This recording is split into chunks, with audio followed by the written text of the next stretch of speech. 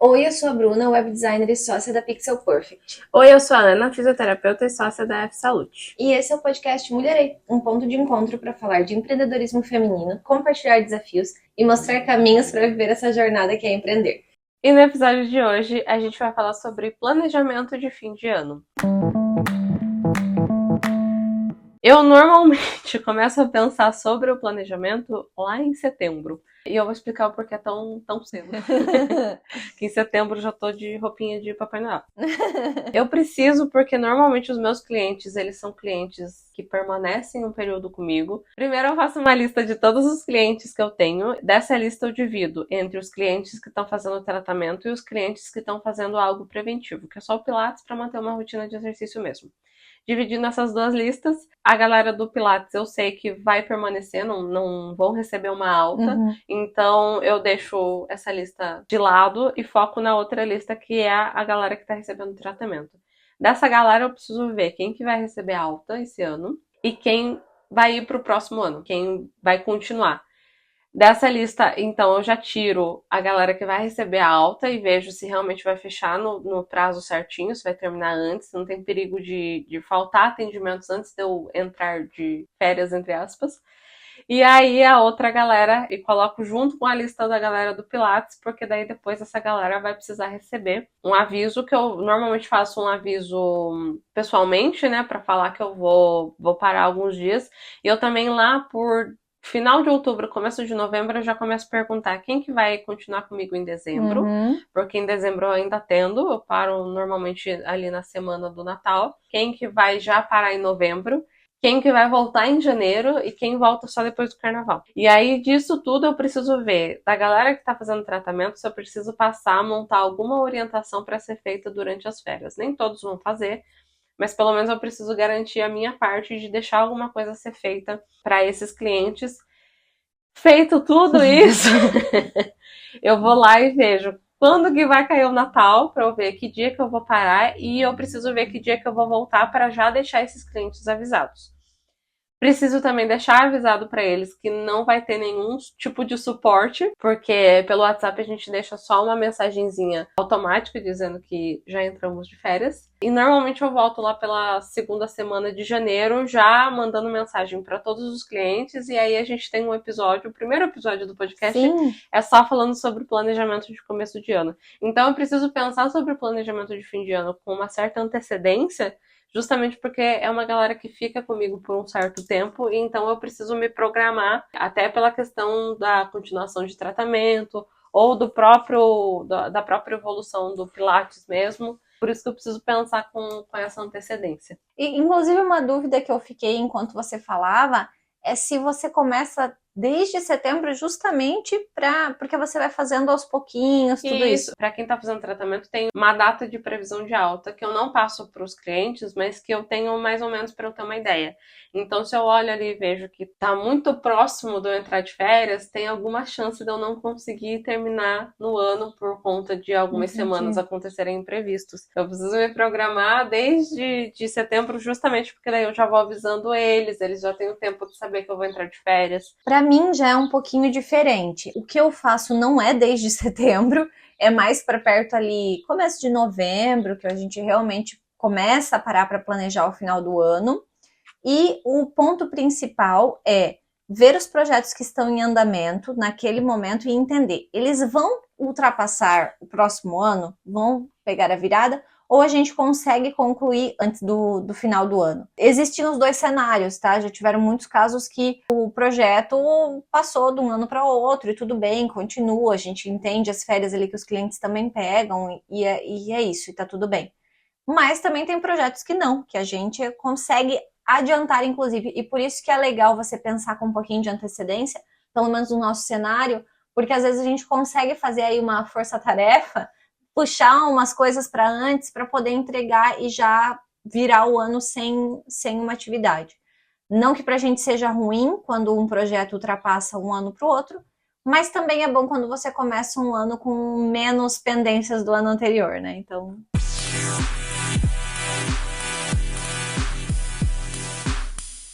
Então, uma das coisas que eu faço é fazer uma revisão de como que foi o seu ano para sua empresa. Então, um dos pontos é avaliar os principais resultados. No meu caso, é ver todo mundo que eu já dei alta e ver quanto tempo levou, normalmente de tratamento, ver qual que foi o problema. Porque normalmente eu anoto, faço um relatóriozinho no final da alta, até para eu ver como é que foi para mim a evolução da pessoa. Então, normalmente eu paro para olhar e refletir um pouco sobre isso, para ver como é que foi os meus resultados na qualidade do meu trabalho. Eu odeio essa parte, mas fazer uma análise dos números, de ver como é que foi a questão do faturamento, ver como é que foi o número de clientes, se foi um ano bom, e ver se tem alguma coisa que dá para ser melhorada nesse sentido, até de questão de economias mesmo, e refletir sobre as metas que eu fiz lá no começo do ano. Será que deram certo? Será que funcionaram? Assim, chegando no final desse ano, posso dizer que eu tô relativamente feliz com esse ano da F-Salute, porque muita coisa que eu planejei deu certo, o que é bem raro. A gente é uma empresa relativamente recente, temos 4 anos, mas cada ano tem sido cada vez melhor, e esse ano tô bem feliz, assim, chegando no final do ano, vi que muita coisa deu certo. Então é bom para parar para fazer essa revisão. Normalmente essa revisão eu faço já no segundo semestre, dependendo, e eu vou fazendo essa revisão aos poucos, mas é uma revisão muito importante porque eu consigo visualizar o que realmente foi feito.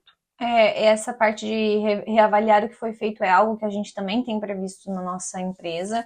Eu gosto muito de olhar os projetos que a gente fez, porque às vezes, enquanto você está na correria do dia a dia, você não se dá conta de quantos projetos você fez e quanta coisa você conseguiu entregar. Um ponto que a Ana trouxe sobre analisar os números, eu acho que é muito importante também, porque depois de um certo tempo, nessa virada de ano, normalmente é quando você consegue também parar para avaliar. Eu tô cobrando direito, sabe? Porque às vezes você nota que você trabalhou um montão, mas em termos de lucratividade não foi tão bom assim. Então, você consegue fazer uma correção para o próximo ano, atualizar os preços, né? Normalmente tem essa atualização de um ano para o outro de preços, e aí já começa a se olhar para isso, como é que você vai atualizar para o ano que vem. Eu acho que o momento dessa revisão aí de final de ano é bem importante. Cada empresa vai ter o que avaliar, né? Porque são cenários muito diferentes. Mas eu acho que você pode sempre tentar ver esses dois lados. O quanto você foi produtivo, o quanto foram as coisas boas, né? O quanto as coisas aconteceram de um jeito legal. E elencar também as coisas que não foram tão boas para você poder corrigir. Porque muitas vezes a gente foca só em um ou só em outro. E aí você pensa que o seu ano foi péssimo porque você só tá vendo o lado ruim, ou você pensa que seu ano foi maravilhoso porque você não tá analisando os pontinhos aí que não foram tão bons. Para quem empreende com um sócio, por exemplo, eu acho que vale, inclusive, realmente fazer uma reunião aí, parar com a pessoa e ver o que a pessoa tem para te dizer também. Tem uma técnica que eu li num livro sobre atendimento da Disney, que todo final de expediente eles se fazem 3 perguntas. Eles reúnem a equipe e eles se fazem 3 perguntas, que é o que aconteceu de bom naquele dia, o que aconteceu de ruim naquele dia e o que você vai fazer para resolver o que aconteceu no próximo dia. Essa lógica de perguntas a gente também poderia aplicar na revisão de final de ano. Então, o que aconteceu de bom naquele ano, o que não foi tão bom e o que você vai fazer para que o que não foi tão bom não aconteça mais no próximo ano. É importante saber também que ter uma empresa é uma constante evolução. Você normalmente vai ver esses pontos positivos e negativos, e o importante é você não focar só nos positivos e manter o que está de positivo. Além de você melhorar os negativos, você precisa saber o que mais você consegue implementar, o que mais dá para fazer. Isso não quer dizer que você precisa fazer 1000 coisas. É você saber que tem sempre alguma coisinha que dá para você mudar, alguma coisinha que dá para incrementar, que dá para fazer diferente, que às vezes pode até ser coisas que vão virar o seu diferencial mesmo. E uma coisa que vale muito a pena na reavaliação é que você observa as metas que você tinha estabelecido, se elas foram cumpridas ou não. E aí você também começa a pensar nas metas do próximo ano, que é o que a gente faz. Então, nesse mesmo momento aí de análise, nessa fase de análise, a gente começa a pensar nas metas que vamos levar para o próximo ano. Seja em número de projetos, seja em faturamento, quantas pessoas a gente quer atender. Muitas vezes tem empresa que tem projetos sociais também, e daí entra nessa parte de metas, pensar nos projetos sociais, em como você quer impactar as pessoas. tudo isso faz bastante diferença. E aí também é nessa finaleira de ano, assim. Essa parte de pensar em metas, eu já diria que é mais para dezembro mesmo, bem pro final do ano. Mas é algo que a gente faz sempre. Definir essas metas do próximo ano também é um bom motivador do que você precisa e do que você pode fazer para você não dispersar muito. Porque normalmente a gente faz metas de começo do ano, mas chegou em março e já esqueceu tudo. Então é um bom motivador. Para mim funciona muito essa questão de metas também. Eu não faço meta para cada setor, para cada tópico. Eu faço metas gerais, metas obviamente alcançáveis, mas que possam ser trabalhadas assim durante todo o ano.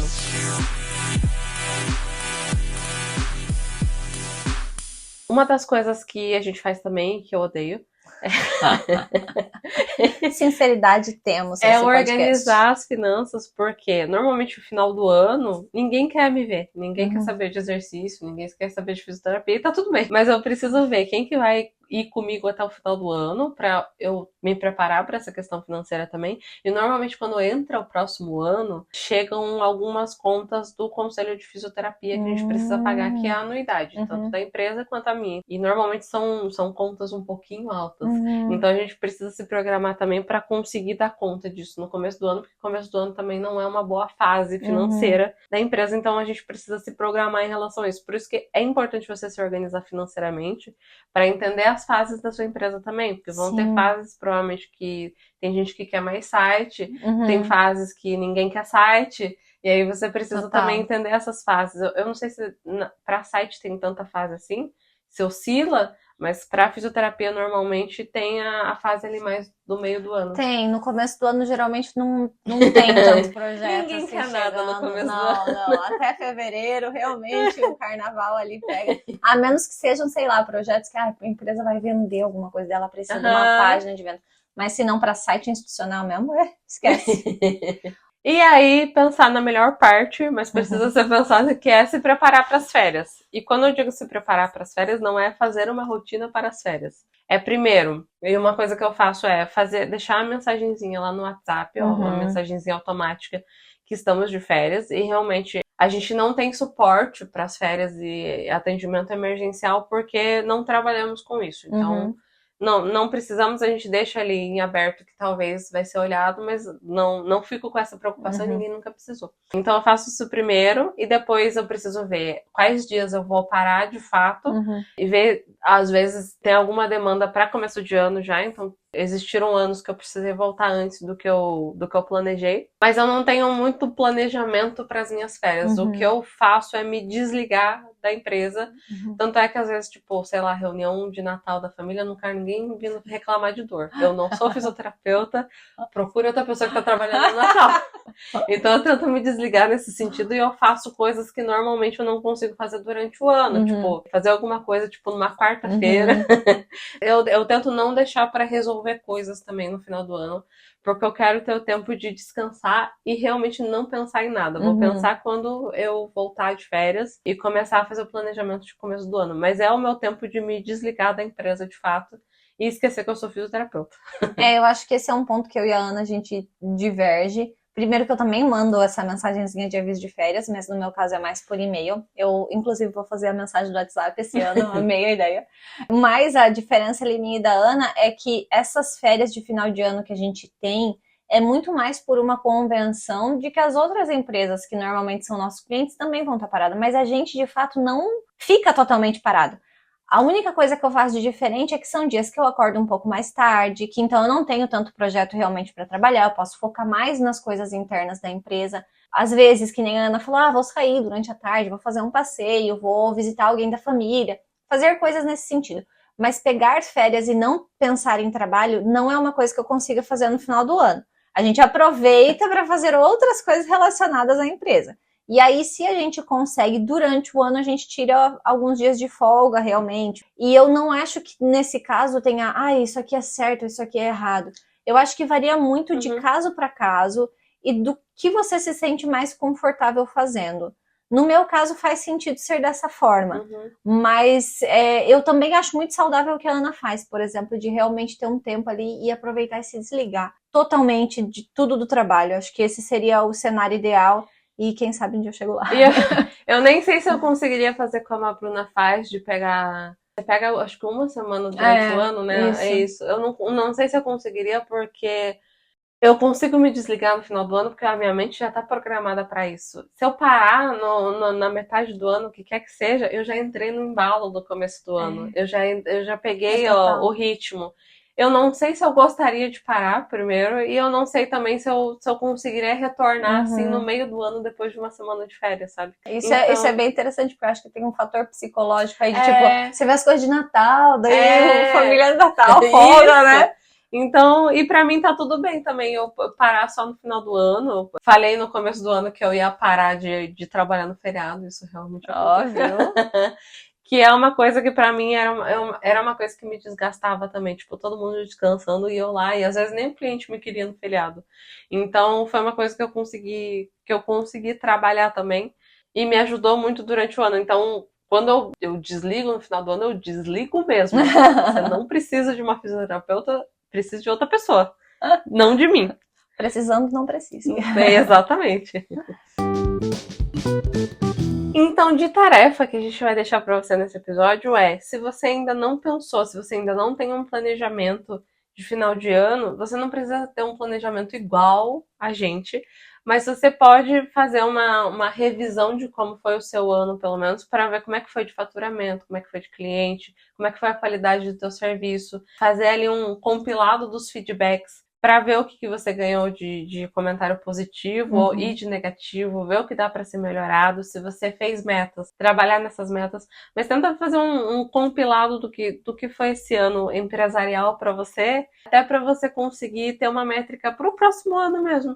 E é isso por hoje. Muito obrigada pela sua companhia, por ter escutado e acompanhado o episódio até aqui. Vou te convidar então para seguir a gente lá no Instagram, @mulherei.oficial. Seguir a gente no TikTok, porque agora temos TikTok, @mulherei.oficial. Aproveita também para dar uma olhada em todos os outros episódios aqui do podcast, que tem muito conteúdo, muitas dicas práticas que a gente já compartilhou nas nossas conversas. E é isso aí. Tchau! Tchau!